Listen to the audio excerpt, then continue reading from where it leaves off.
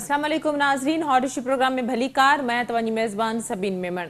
नाज़रीन, hot issue programme में ॻाल्हि कंदासीं ऑडियो लीक्स जे हवाले सां, सिफ़ारती साइफ़र जे हवाले सां। हिन वक़्तु जेका मुल्क जी सियासी सूरत हाल आहे उन ते हुकूमत ऐं अपोज़िशन जा हिक ॿिए ते इल्ज़ाम पिणु जारी आहिनि। इन हवाले सां जेकॾहिं ॻाल्हि कजे त ऑडियो लीक्स जेका सिफ़ारती साइफ़र जे हवाले सां साम्हूं आई आहे उन में जी जांच कराइण जे लाइ हुकूमत कमेटी पिणु तश्कील ॾिनी। FIA जे हवाले इहा जांच कई वई आहे, जंहिंखे पिणु PTI पारां इहो चई रद्द कयो वियो आहे त इहा जांच जो दाइरो FIA ताईं महदूद न रखियो वञे, बल्कि अदालती कमीशन इन हवाले सां जोड़ियो वञे। PTI जो मुतालबो आयो आहे। इन ते बि ॻाल्हाईंदासीं। इन खां अलावा ॻाल्हाईंदासीं वज़ीर आज़म शहबाज शरीफ़ जी ऑडियो लीक्स जे हवाले सां जेका स्टेटमेंट आई आहे। वज़ीर आज़म शहबाज शरीफ़ पारां चयो वियो आहे त ऑडियो लीक्स पाकिस्तान जे मुफ़ादनि ख़िलाफ़ संगीन साज़िश खे बेनक़ाब कयो आहे। इमरान ख़ान खे इन हवाले सां जवाबु ॾियणो पवंदो। वाज़िर आहे त इन में इमरान ख़ान, हुनजे प्रिंसिपल अॻूणे सेक्रेटरी आज़म ख़ान, शाह महमूद क़ुरैशी खे असद उमर खे पिणु जांच में शामिलु कयो वियो आहे।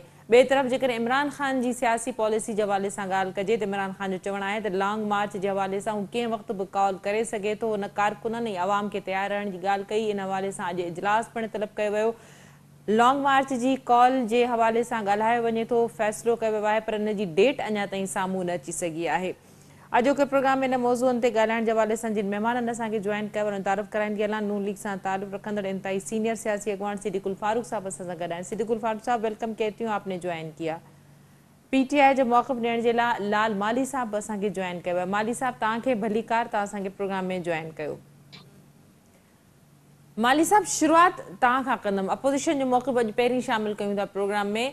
ही जेको सिफ़ारती साइफ़र इन हवाले सां जेका ऑडियो लीक्स जेका आहे वायरल थी आहे, इन हवाले सां मुख़्तलिफ़ शयूं जेके आहिनि से गर्दिश करे रहियूं आहिनि। हुकूमत जो चवणु आहे त इहा पाकिस्तान जे मुफ़ादनि ख़िलाफ़ संगीन साज़िश आहे, जंहिंखे जेका बेनक़ाब थी आहे। तव्हांजो छा मौक़िफ़ आहे इन हवाले सां? सभीन महिरबानी। बिल्कुलु जेका साज़िश आहे उहा साम्हूं अचणु खपे। ऐं सभ खां पहिरीं त तव्हांखे ख़बर हुजणु घुरिजे जेके इहो ऑडियो लीक्स आहिनि, इहो सिक्योरिटी जो हिकिड़ो ब्रीच थियो आहे। इहो तमामु वॾो ब्रीच आहे ऐं पूरी दुनिया जेको आहे इन खे, छाकाणि त पाकिस्तान हिकिड़ो एटमी मुल्क आहे ऐं PM ऑफिस में जेको आहे ॾेही तोड़े परॾेही वफ़्त अचनि था, सिक्योरिटी जी मीटिंग्स थियनि थियूं, सिक्योरिटी जा इदारा अचनि था, पाक फौज समेत, ऐं प्राइम मिनिस्टर खे ब्रीफिंग्स ॾिनियूं वञनि थियूं। उन जे हवाले सां चयो वञे थो पियो त 100 कलाकनि खां वधीक उन प्राइम मिनिस्टर ऑफिस जी जेका आहे ऑडियो उहो लीक थी वई आहे। इहो इंतिहाई ख़तरनाक आहे ऐं ख़ासि तौर ते पाकिस्तान जे हवाले खां ॾाढो परेशान कुन पाण आहे। ॿियो जेको आहे मरहलो उन जो, या ॿियो जेको आस्पेक्ट आहे उहो मक़ामी आहे, जंहिंमें जेको लोकल सियासत इन्वॉल्व थिए थी। हाणे इहो जेको PTM आहे ऐं हीअ जेको हुक्मरान आहिनि, यादि हूंदो तव्हांखे शुरू सां ई हिन जो हिकिड़ो मौक़िफ़ हुयो त कंहिं बि क़िस्म जो को लेटर मौजूदु कोन्हे, का जेको साइफ़र मौजूदु कान्हे, ऐं इहो हिकिड़ी साज़िश आहे। हाणे इहा साॻी हुकूमत न सिर्फ़ु उन साइफ़र जो नंबर बि ॾिए थी, हिकिड़ो नोटिफिकेशन जारी करे, पर उन जो तव्हां ॾिसंदव त लेटर नंबर वग़ैरह, डेट 7 मार्च वग़ैरह सभु उन में जेको जेको पाकिस्तान तहरीक इंसाफ़ इमरान ख़ान जेको कुझु चवंदो रहियो आहे, जेको असांजो इल्ज़ाम आहे, बिल्कुलु उहो विंडिकेट थी वियो आहे। ऐं जेको ऑडियो लीक्स थियूं आहिनि, जेको साइफ़र आयो आहे, इहो सभु जेको आहे उन सां मैच करे थो। विच में त वरी ॿुधो, हुकूमत इहो बहानो बणाइण जी कोशिशि कई त प्राइम मिनिस्टर हाउस मां जेको आहे इहो लीक थी वियो आहे या गुम थी वियो आहे इहो जेको साइफ़र आहे, पर हिननि खे यादि कराईंदा हलो त इहो साइफ़र उहो साइफ़र आहे जेको सुप्रीम कोर्ट खे मोकिलियो वियो आहे पंहिंजो स्पीकर क़ौमी असेंबली जे पारां। प्रेसिडेंट ऑफ पाकिस्तान बि हिननि खे मोकिलियो आहे। बुनियादी तरह खां हिननि जेके मीटिंग्स कयूं आहिनि, गॾिजाणियूं कयूं आहिनि, उहो कैबिनेट जी हुजे, नेशनल सिक्योरिटी कमेटी जी हुजे, इहो सभु कुझु जेको हिन जी सम्झ खां अञा ताईं किसो ॿाहिरि आहे। हिननि खे सम्झ में नथो अचे त असांखे कहिड़े डायरेक्शन में वधणो आहे। कल्ह हिकिड़ो नोटिफिकेशन साम्हूं आयो आहे, उहो कैबिनेट डिवीजन जो आहे, जंहिंमें हिननि चयो आहे त इमरान ख़ान जे ऑडियो लीक जी तहक़ीक़ात कई वञे। हाँ ॾिसो, ऑडियो लीक सभिनि ॿ तरीक़े जो आयूं आहिनि। हिकिड़ियूं आहिनि इमरान ख़ान जूं, जेको इन साइफर जे हवाले सां आहिनि, जेको हिन पंहिंजो मुल्क खे ग़ुलामी में या उनखे धमकी आई उन मां ॿाहिरि कढण जे हवाले सां आहिनि। ॿियूं जेके ऑडियो लीक्स आयूं आहिनि उहे मरियम नवाज़ साहिबा जूं आहिनि, जेको पंहिंजे नियाणे लाइ चए थी पई त उनखे इंडिया मां मशीनरी घुराइण जी इजाज़त उनजी ॾिनी वञे। इन क्लियरिफिकेशन अची बावजूद चुकी आहे शहबाज शरीफ़ जे जी जी जी जी तरफ़ां। माली जी साहब जी माफ़ उहो कजो तव्हांखे ग़लति आहे, इंटरप्ट उहो कयां पई। ग़लति आहे, ऐं ऑडियो सभिनि उहो लीक्स में ग़लति जेका आहे। इमरान ख़ान जंहिं साज़िश खे तरतीब ॾियण जी ॻाल्हि कई आहे पंहिंजी वॉइस में, उन ते बि ज़रूरु रोशनी विझिजो। जी ॾिसो, मूंखे हिकिड़ो मिंट ॾिजो, ॿिन्ही खे जी ॿुधायांसि इमरान कंटिन्यू ख़ान प्लीज़। छा चयो जी आहे। इमरान ख़ान जेको चयो आहे उन ते असीं स्टैंड कयूं था। असां चऊं था त इहा उहा ई ॻाल्हि आहे जेको असीं शुरू खां कंदा पिया था अचूं, त साइफर मौजूदु आहे।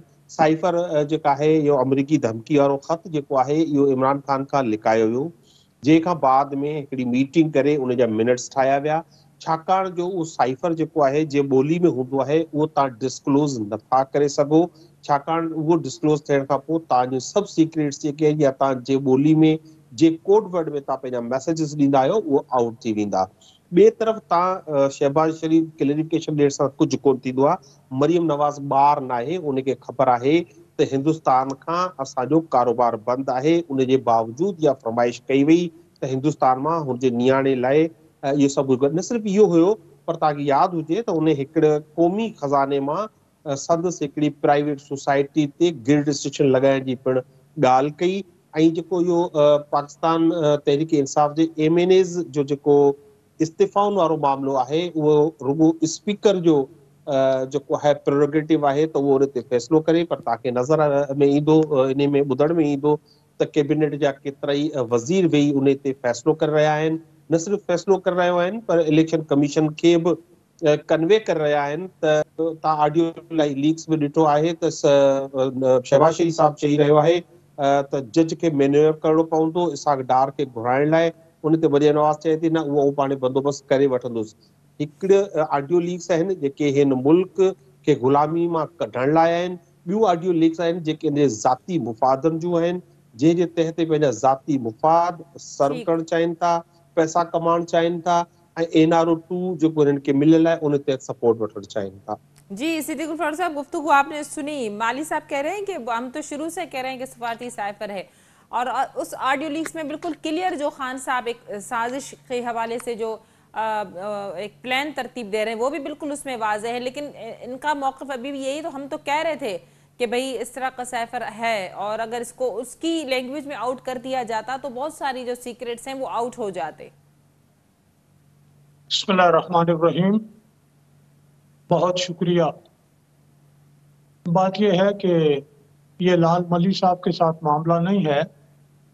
तहरीक इंसाफ के जो भी लोग बात करते हैं, बदकिस्मती से वो हक़ाइक़ से हटकर मन घड़त बातें करते हैं। पहली बात तो यह है कि इनके लीडर ने ये मान लिया कि मैंने साइफर वसूल किया था, मुझसे गुम हो गया है, अब पता नहीं कहाँ है।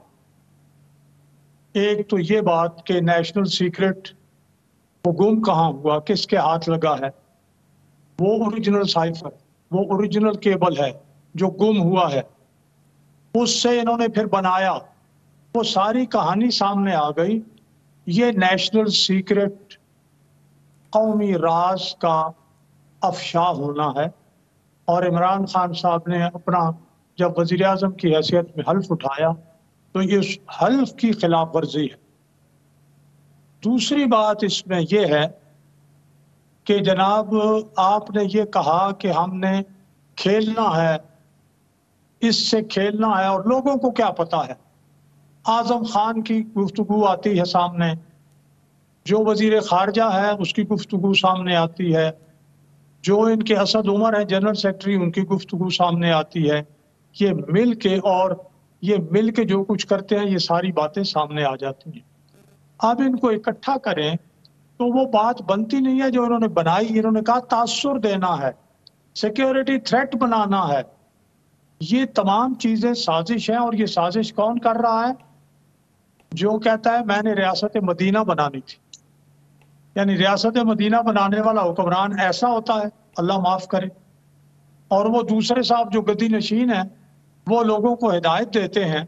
ये हिदायत ऐसे झूठ बोल के होती है, तारीख पर बदलते हैं क्यों नहीं तारीख 8 या 9 करनी है। अच्छा, ये सारी चीजें की क्यों? कहते हैं जी कि वो अमेरिका की हम गुलामी नहीं करते, और अमेरिका जो ना, और अमेरिका का नाम नहीं लेना, खबरदार, मैं किसी से सुनना नहीं चाहता। अच्छा भाईजान, अगर ये गुलामी की बात है और आज़ादी की बात करते हैं, तो मैं तो आपके सामने हकायक रख रहा हूँ, कोई झुटलाए तो सही, शर्त भी लगाऊंगा। वो ये है कि सदर ट्रंप वाशिंगटन में ऐलान करते हैं कि अभिनंदन जिसने जहाज यहाँ लाया, पाकिस्तान पर हमला किया, 8 घंटे के बाद आप जो है पाकिस्तान से खुशखबरी सुनेंगे। और यहाँ इमरान खान साहब जो है वो उसको रिहा कर देते हैं। किसके कहने पे? सदर ट्रंप के कहने पे। अच्छा जनाब, हमारी सी पैक की जब 2013 में नवाज शरीफ साहब आए, तो अभी उन्होंने वजारत उज़्मा का हल्फ नहीं उठाया था, तो चीनी सदर शी साहब आए, उन्होंने उन्हें दावत दी कि आप पहला दौरा चीन से करें। और वहां जाके जब सी पैक का ऐलान हुआ और शुरू किया, मुखालिफत किसने की? इंडिया ने और अमेरिका ने। इंडिया ने उसके खिलाफ तो एक पूरा ब्रिगेड बना दिया कि हमने सबुटाइज करना है, और बहुत से चीनी जो है वो जान से गए, मारे उन्होंने। इमरान खान साहब ने आते ही क्या किया? सी पैक को फ्रीज कर दिया, बंद कर दिया। इनके वजीर मशीर तिजारत सब ने मिलकर उसको बंद कर दिया। तो ये किसकी डिक्टेशन पे किया? ये ट्रंप की डिक्टेशन पे, ये मोदी की डिक्टेशन पे, क्योंकि मुखालफत तो उसकी वही कर रहे थे और इमरान खान ने वही किया। तो इसलिए जब आप नारे लगाते हो आज़ादी के और खुद मुख्तारी के और हम आज़ादी की, कौन सी आज़ादी भाई? आपने IMF के लिए कानून साजी की, हमने मना किया कि ये ना करो, ये गुलामी है, ये आप उठा के स्टेट बैंक को दे देंगे IMF के हवाले। इन्होंने कर दी वो अपना कानून साजी, और स्टेट बैंक जो है वो IMF के हवाले कर दिया। तो ये गुलामी है या आज़ादी है? यार खुदा के लिए कभी कोई सच बोल लिया करे ना PTI वाले। तो इसलिए मैं ये कहता हूँ, ये जो कौमी राज आउट किया और उसके हवाले से फिर ताल्लुकात खराब किए, इस पर इनके हल्फ की खिलाफ वर्जी, ये सारी चीजें सामने रख के कमेटी बन गई है। तो उस पे कार्रवाई कानून की रोशनी में होनी चाहिए, और मैं समझता हूँ होगी। ठीक जी, लाल माली साहब गुफ्तगू जी चीज और क्लियर कर दूं। देखिए, ये बात करते हैं अदम एतमाद की, आपको रिकॉर्ड उठाएं और क्लिप चलाएं। दिसंबर 19 में जो अपना आसिफ अली जरदारी साहब है, प्रेस कॉन्फ्रेंस में ऐलान करते हैं कि हम इस हुकूमत को अदम एतमाद के जरिए निकालेंगे। फिर इमरान खान साहब कहते हैं कि मुझे अक्टूबर 21 में ही मालूम हो गया था कि हमारे खिलाफ तहरीक अदम एतमाद आ रही है। भाई, जब आप ये दोनों बातें आपके सामने हैं, वो दिसंबर 19 और ये जनाब आप अपने मुंह से कहते हैं कि अक्टूबर 21, तो अमेरिका की साजिश कहाँ आ गई? खत लिखता है पाकिस्तानी सफीर असद और कहते हैं जी डेविड लू ने खत लिखा है। ओ भाई, नहीं लिखा, ये भी झूठ बोलते हो। ठीक, माली साहब गुफ्तगू तव्हां ॿुधी ऑडियो लीक जे हवाले सां जेका कमेटी टीम जोड़ी वई आहे, FIA इन जी जांच कंदी, उन में इमरान खान खां सवाइ अॻूणे वज़ीर आज़म इमरान खान खां सवाइ कुझु ॿिया नाला बि शामिल आहिनि। PTI पारां इहो मुतालबो कयो वियो आहे त अदालती कमीशन जोड़ियो वञे। FIA जो दायरे इख्तियार कोन्हे इनखे इन्वेस्टिगेट करण जे हवाले सां, छा चवंदो? समीन, सिद्दीक़ फारूक साहब जी ॻाल्हि नथो करियां, पर उहे ओवरऑल तव्हां ॾिसो PMLN या हुक्मरान जमायत या PDM जेको आहे उहो सख़्तु वाइडाइप जो शिकार आहे, कंफ्यूज़ आहे, उन्हनि खे सम्झ में कान थी अचे असांखे करिणो चाहे। जेकॾहिं तव्हां कल्ह प्रेस कॉन्फ्रेंस ॿुधी हुजे मरियम नवाज़ साहिबा जी, ही उहो PMLN ऐं हुक्मरान जमायत आहे जे इल्ज़ाम आयूं हो त इमरान खान अरबे रुपयनि जी चोरी कई, त हाणे ही मिनरल वाटर जी बोतलनि ताईं अची पहुता आहिनि। ऐं उन्ही प्रेस कॉन्फ्रेंस में मरियम नवाज़ साहिबा चए थी पई त इमरान खान जे ख़िलाफ़ कार्रवाई थियणु खपे, गिरफ़्तार थियणु खपे। ऐं उन में ई वरी सनाउल्लाह साहब जेको आहे इन्हनि जो मिनिस्टर इंटीरियर, हू मोज़रत करे थो ऐं इन में हू चए थो त मुंहिंजे हथ में नाहे इहो सभिनी खां मशवरो करणो पवंदो, भई कानून आहे त उन खां पोइ सभिनी खां छा लाइ मशवरो करणो पवंदो। इन्हनि जो हर क़दम सियासी आहे ऐं सियासत सां एफिलिएटेड आहे। जेसिताईं ओरिजिनल हाणे ॾिसो सिद्दीकुल फारूक साहब इंतई हिकिड़ो सीनियर सियासतदान आहे, खेनि ख़बर हुजणु घुर्जे त ओरिजिनल जेको साइफर आहे उहो कोडेड हूंदो आहे। उहो ॿोली न को मूंखे सम्झ में ईंदी, न ही सिद्दीकुल फारूक खे सम्झ में ईंदी, उनखे डीकोड कबो आहे।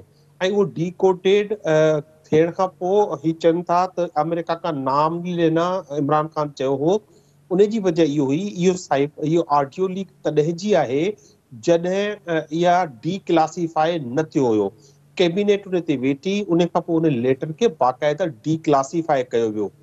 डीक्लासीफाई करण खां बाद में उहो पार्लियामेंट खे मोकिलियो वियो, प्रेसिडेंट ऑफ पाकिस्तान खे मोकिलियो वियो ऐं सुप्रीम कोर्ट ऑफ पाकिस्तान खे मोकिलियो वियो। ऐं डीक्लासीफाइड हिकिड़े लेटर जी कॉपी कंहिं वटि हुजे, उन जो उहो नाहे रिएक्शन जेको सिद्दीकुल फारूक साहब फरमाइनि पिया था, उन में अहिड़ी का ॻाल्हि न आहे। खेल न आहे, उहो आहे खिलाड़ी, उहो आहे रांदीगर, उहो आहे कप्तान, हू त रांदि कंदो आहे। उनजी वोकेबलरी जेको आहे वो ही कंदो आहे, in swing, out swing, cricket, stump, middle stump उॾाइण जी ॻाल्हि कंदो आहे, त उनजो मक़सदु बिल्कुलु मुख़्तलिफ़ हूंदो आहे।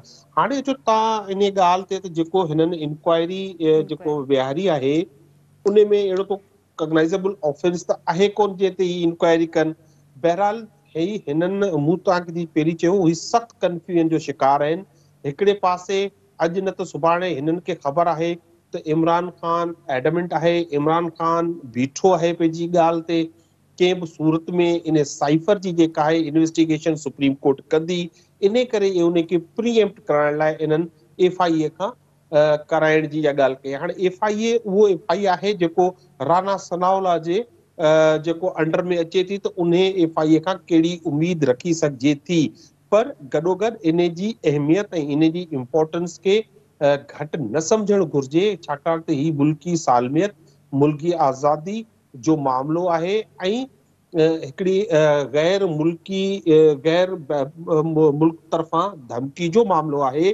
त जॾहिं इन्वेस्टिगेशन थी त उन में छा हाणे इन्वेस्टिगेशन कंदा? इहो ई कंदा न त ओरिजिनल ख़त छा आहे ऐं PTI या इमरान ख़ान हुन ख़त खे कहिड़ो तब्दील करण जी कोशिशि कई आहे, त सूनर और लेटर हाणे हिन ख़त खे ॿाहिरि अचिणो आहे। ऐं जेका आख़िरी ॻाल्हि इन मुतलिक़ करणु चाहींदुसि, सिद्दीकुल फारूक साहब के को भी मैं कहना चाहूंगा कि मट्टी का तूफान उड़ाने से बेहतर है मट्टी को बैठना चाहिए। इस मुल्क की लोगों को, इस कौम को कंफ्यूज नहीं करना चाहिए। आप हमारी 100 ऑडियो लीक्स आ जाए, कुछ भी हो जाए, हम तो छुपाने की बात तो नहीं कर रहे। हम ये नहीं कह रहे कि आप लेटर को, साइफर को छुपा दें। हम कह रहे पब्लिक डोमेन में ले आए। अगर पब्लिक डोमेन में नहीं ला सकते तो आप सुप्रीम कोर्ट के जजेस से उसकी इन्वेस्टिगेशन कराएं। अगर हमने उसमें कोई वो की होती हेरा फेरी तो हम ये मुतालबा नहीं कर रहे होते। हम ये मुतालबा कर ही इसलिए रहे हैं कि ये बात जो है वो सच है, जेन्युइन है।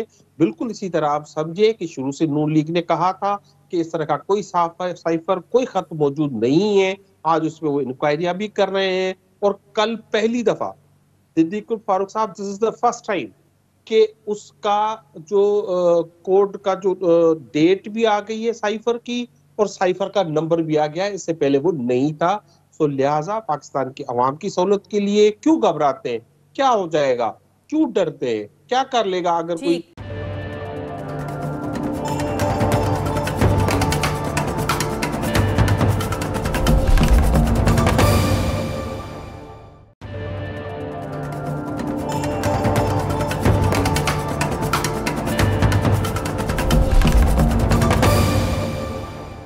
ओवरऑल सिक्योरिटी ब्रीच जो हुआ है, वजीर आजम हाउस के हवाले से जो सरगर्मियां तमाम गणी जो हैकर्स की जानिब से हैक की गई हैं, उस हवाले से इजलास भी हुआ और अभी तक हुकूमत किसी नतीजे पर नहीं पहुंच पाई कि ये सब हुआ कैसे।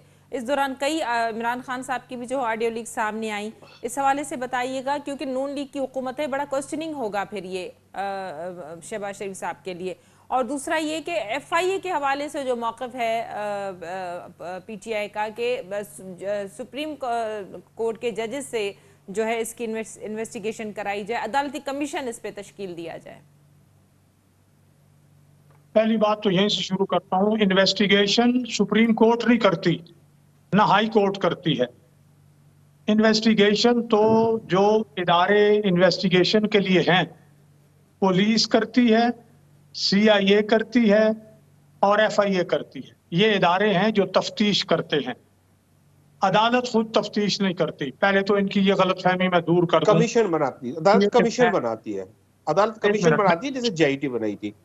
दूसरी बात ये है कि इनके पास, अगर इनकी बात 7 मार्च से लेके 8 अप्रैल तक इमरान खान, उनके पास था वो साइफर के लिए एक डिसाइफर, ये लफ्ज भी मैं ठीक कर दूं, उसके लिए डिसाइफर होता है लफ्ज, जो एक डिपार्टमेंट है जहां साइफर मिलता है फॉरेन ऑफिस में, वहां डिसाइफर होता है, उसको आम जुबान में मुंतकिल किया जाता है। तो डिसाइफर हो के इनको मिलता है। बात यह है कि इनके पास ये जो 32 दिन थे, इमरान खान साहब कहते रहे सुप्रीम कोर्ट के चीफ जस्टिस को, पार्लियामेंट को, वो इनके डिप्टी स्पीकर कहते रहे मेरे पास आ गया है। तो भाई, तो आपने जुडिशियल कमीशन बनाना था तो क्यों नहीं बनाया? 32 दिन थे आपके पास भाई, आपने नहीं बनाया।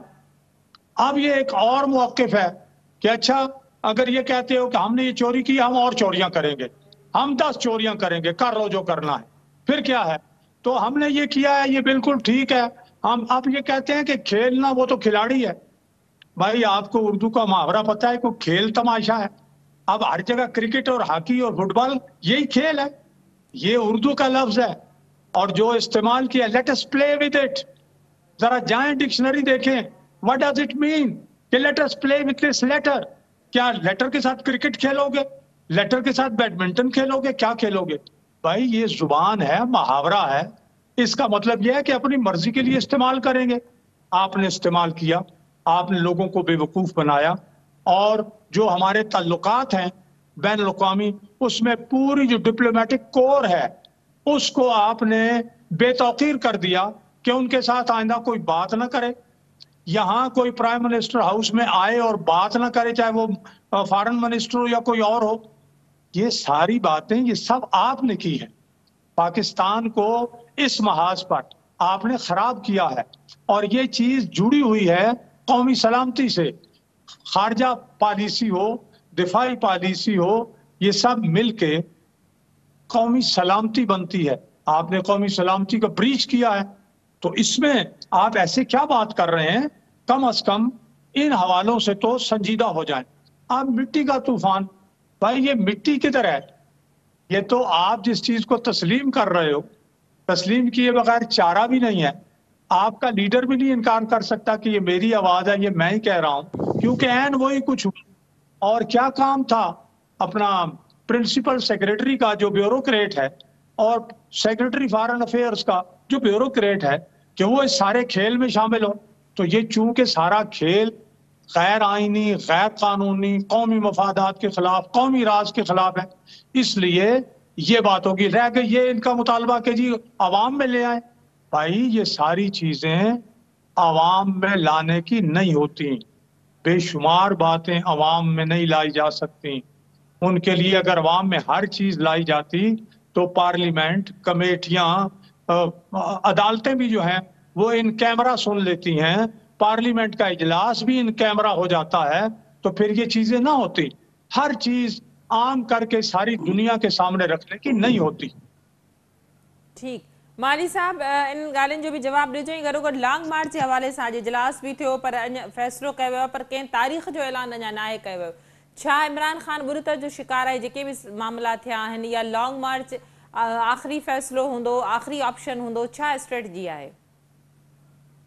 जी बिल्कुल, ॾिसो, सिद्दीक़ उल फारूक साहब जेको कुछ ॻाल्हायो आहे, उहो तमामु एतिराम सां, हुनजो मक़सदु सिर्फ़ु हिकिड़ो ई आहे त इंक्वायरी नाहे कराइणी।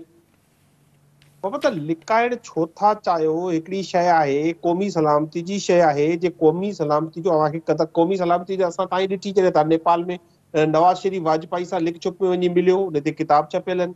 क़ौमी सलामती जो मसइलो उन टाइम ते कोन थियो जॾहिं हू नवाज़ पंहिंजो वाजपेयी अचानक अचे थो ऐं हिननि जे नवाज़ शरीफ जे घर वञे थो, ऐं गॾिजी इहो खाधो बि खाइनि था, चांहि पीअनि था, उहो सुठी ॻाल्हि आहे। उहो जेको मुंहिंजो को ज़ाती एतिराज़ कोन्हे, पर ॻाल्हि इहा आहे हिननि जो टोटल मक़सदु आहे त के बि सूरत में इंक्वायरी नाहे कराइणी ऐं इन को मटी पाओ करंदो।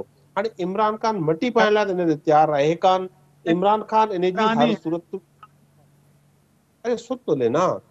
तो सदीक फारूक साहब, आपकी मैं कह रहा हूँ, आपकी बात बिल्कुल बजाय है, क्योंकि आप नहीं चाहते, आप इधर की बात उधर ले जाएंगे, उधर से उधर ले जाएंगे। आप कह रहे हैं कि सुप्रीम कोर्ट इंक्वायरी नहीं करता, बिल्कुल नहीं करता है, लेकिन करवाता है।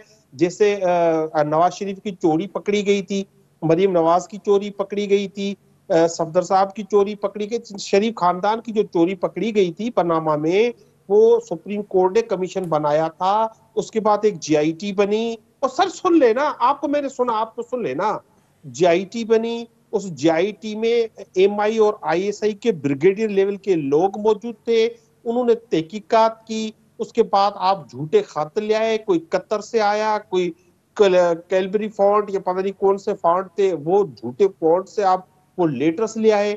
उसके बाद जाके आपको सजा हुई थी। अब एनआरओ 2 करके आप उससे बचने की कोशिश कर रहे हैं। वो आपका बेशक आप कोशिश करें, हम नहीं कर, लेकिन हम कहते हैं देखें, ये 1947 में ये कौम आजाद हुई, ये ज्योग्राफिकली आजादी मिली। कायद-ए-आज़म मोहम्मद अली जिन्ना का एक ख्वाब था, वो ख्वाब आज तक पूरा नहीं हो सका। अगर गुलामी करनी है तो फिर आजादी की जरूरत नहीं थी। हम ये नहीं चाहते कि हमारे फॉरेन अफेयर्स जो है या रिलेशंस हैं वो किसी से खराब हो, लेकिन बराबरी के बुनियाद पे हो, इज्जत के साथ हो। अब आपने लॉन्ग मार्च की बात की है सबीन, लॉन्ग मार्च इंशाल्लाह नेक्स्ट वीक तक, नेक्स्ट संडे तक उसका होपफुली ऐलान हो जाएगा, और हम लॉन्ग मार्च लेके लाखों लोगों के साथ इंशाल्लाह इस्लामाबाद पहुंचेंगे, और तब तक इस्लामाबाद में रहेंगे जब तक इस इम्पोर्टेड हुकूमत को हम घर ना भेज दे। वैसे ही इनकी चंद किलोमीटर्स पर जो है हुकूमत है, इस्लामाबाद के ये बात पे रखते हैं, तो इनको कोई हुकूमत इनकी कहीं पे नहीं है, और ये इम्पोर्टेड हुकूमत है, ये एक बैरूनी साजिश के जरिए से कायम हुई है। इनको हम किसी भी सूरत में, आपने देखा पाकिस्तान की कौम ने इनको कबूल नहीं किया। लाखों के नंबर्स में लोग बाहर आए, इनको अवाम ने रिजेक्ट कर दिया है। वो पंजाब के बाई इलेक्शन से तब रिजेक्ट किया है, जलसों में निकलकर रिजेक्ट किया है, और इंशाल्लाह आप देखेंगे कि आने वाले हफ्ते में अगर ये हमारे इनको ओपन ऑफर है कि आप इलेक्शन का ऐलान कर दें, हम आपसे बात करने के लिए भी तैयार हैं। हम नेशनल इलेक्शन कमीशन को रिफॉर्म करने के लिए बात करने के तैयार हैं। हम इलेक्शन रूल्स और इलेक्शन लॉज रिफॉर्म करने के लिए भी तैयार है।